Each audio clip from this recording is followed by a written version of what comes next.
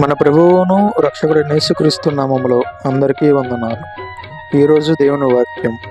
కావున ఏ దినమున మీ ప్రభువు వచ్చునో మీకు తెలియదు గనుక మెలకువగా నుండుడి. మత్తయి సువార్త 24వ అధ్యాయం 42వ వచనం. నా పేరే తెలియని ప్రజలు అందరూ ఉన్నారు, నా ప్రేమను వారికి ప్రకటింప అందరే ఉన్నారు.